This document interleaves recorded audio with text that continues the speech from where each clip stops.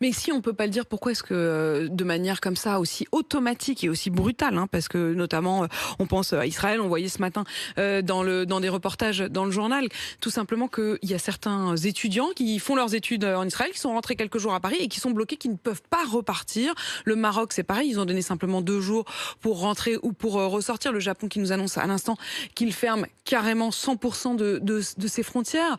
C'est quoi? On se dit, mais entre-temps, il y a eu le pass sanitaire, entre-temps, il y a eu le vaccin, tout ça ne sert à rien. Non, ça, il faut surtout pas se dire ça. Je rappelle que l'essentiel, effectivement, on a découvert que le vaccin ne protégeait pas aussi bien qu'on le pensait au début, c'est-à-dire ne protégeait pas si bien que ça du portage, donc de l'infection, mais il continuait de très bien protéger de l'hospitalisation et surtout du passage en réanimation. Donc ça, il faut vraiment, c'est un message qu'il faut absolument marteler. Et c'est pour ça d'ailleurs qu'il faut se vacciner, faire le rappel, pour pouvoir booster les anticorps, pour avoir un taux encore plus élevé d'anticorps, pour pouvoir stimuler l'immunité cellulaire également, pour pouvoir affronter ce nouveau variant si jamais il arrive et si jamais il est plus grave que ce qu'on pensait. Je vous rappelle qu'il est peut-être plus transmissible. En fait, c'est un variant qui inquiète parce qu'il a beaucoup de mutations. Voilà. Donc, on a découvert beaucoup de mutations. On ne sait pas comment les interpréter. Est-ce que ça va se traduire en plus de transmissibilité, en plus de pathogénicité? En fait, on n'en sait strictement rien. Donc en attendant, on met tout sur pause. Voilà, exactement. Donc, on met tout sur pause.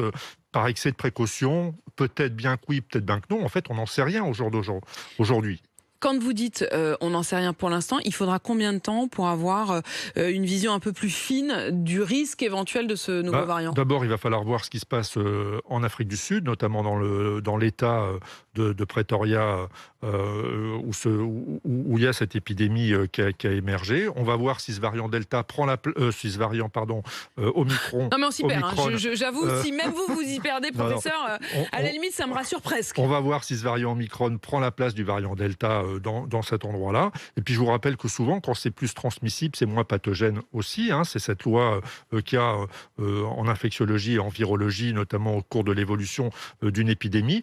Donc, je pense qu'il ne faut pas s'inquiéter outre mesure.